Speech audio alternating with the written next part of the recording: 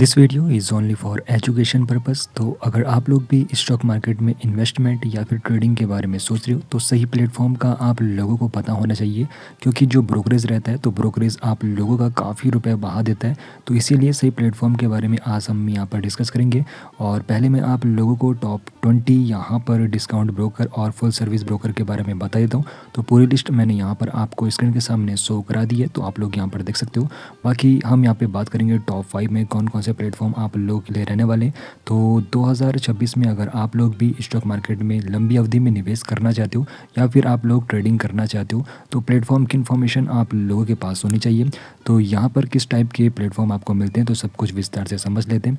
तो सबसे पहले हमें पता होना चाहिए ब्रोकर के बारे में। तो ब्रोकर यहाँ पर दो टाइप के होंगे, एक होता है डिस्काउंट ब्रोकर और एक होता है फुल सर्विस ब्रोकर। तो चलिए विस्तार से समझ लेते हैं। तो सबसे पहले आपको बताऊं डिस्काउंट ब्रोकर के बारे में।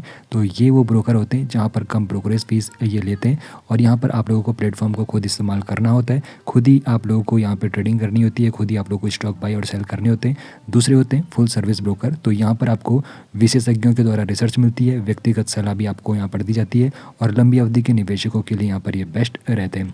अब यहाँ पर बात करेंगे टॉप 5 की जंग के बारे में। तो यहाँ पर मैंने आपको टॉप 20 की लिस्ट तो बता दी थी। अब बात कर लेते हैं कौन से टॉप 5 यहाँ पर इंडिया में अभी चल रहे हैं। तो पहले नंबर पर जो चल रहा है तो वो है ग्रो। तो यहाँ पर इसका जो एक्टिव क्लाइंट बेस अभी है तो सबसे ज़्यादा है, करोड़ों इसके यूज़र हैं। इसका जो मुख्य कारण है इसका सिंपल इंटरफेस है। जो नए निवेशक होते हैं तो उनको ये जो इंटरफेस इसका रहता है काफ़ी सिंपल रहता है, जिसकी वजह से उनको इस्तेमाल करना आ जाता है। बाकी यहाँ पर कोई भी अकाउंट फीस नहीं ली जाती है। प्रोग्रेस के बारे में आपको बताऊँ तो 20 रुपये प्रति ट्रेड या फिर 0.05% यहाँ पे ली जाती है। बाकी नए निवेशकों के लिए ये बेहतरीन रहता है। और अगला जो प्लेटफॉर्म है तो यहाँ पर ये वो प्लेटफॉर्म है जिसने डिस्काउंट ब्रोकिंग की यहाँ पर शुरुआत करी थी और ये है ज़ीरोधा। तो ज़ीरोधा भी काफ़ी ज़्यादा प्रसिद्ध है ट्रेडर्स के बीच में। अब यहाँ पर जो अकाउंट फ़ीस लगती है 200 रुपये लगती है। बाकी लंबी अवधि के निवेशकों के लिए ये प्लेटफॉर्म अच्छा रहता है। बाकी यहाँ पे जो ब्रोकरेज है तो इक्विटी डिलीवरी के लिए यहाँ पे 0 रुपये ब्रोकरेज लिया जाता है जो लंबी अवधि के निवेशक रहते हैं।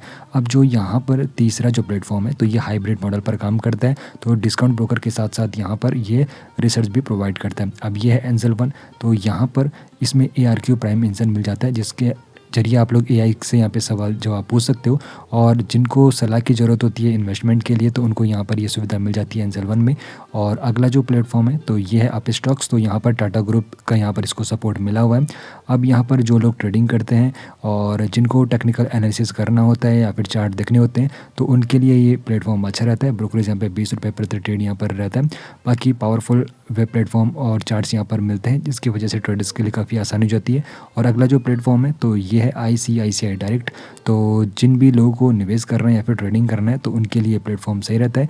बाकी यहाँ पर आपको जो खासियत इसमें मिलती है 3-in-1 अकाउंट मिलता है, यानी कि आपका जो बैंक है, डीमेट और ट्रेडिंग अकाउंट है एक साथ यहाँ पर ओपन होता है। बाकी यहाँ पर इन अकाउंट को मैनेज करना काफ़ी सिंपल रहता है और सुरक्षा और वन स्टॉप बैंकिंग का यहाँ पे आपको फ़ायदा मिलता है और प्लान के अनुसार आपको ब्रोकरेज यहाँ पर मिलता है। बाकी आप लोगों के लिए कौन सा प्लेटफॉर्म सही रहने वाला है और सही ब्रोकर का आप लोग किस प्रकार चुनाव कर सकते हो, तो चलिए विस्तार से समझ लेते हैं किस प्रकार आप लोग सही प्लेटफॉर्म का विस्तार से चुनाव कर सकते हो। बाकी यहाँ पर देखो, सबसे पहले तो आप लोगों को प्लेटफॉर्म चूज़ करने से पहले ब्रोकरेज का पता होना चाहिए अगर आप लोग ट्रेडिंग करते हो। बाकी अकाउंट मेंटेनेंस चार्ज उस प्लेटफॉर्म के द्वारा कितना लिया जा रहा है, हर साल कितना चार्ज आपको लगने वाला है, इसकी इन्फॉर्मेशन आप लोगों को ले लेनी है। उसके बाद एप्लीकेशन को आप लोगों को इस्तेमाल करके देखना है कि उसका इंटरफेस किस प्रकार है और रिसर्च आप लोगों को कर लेनी है।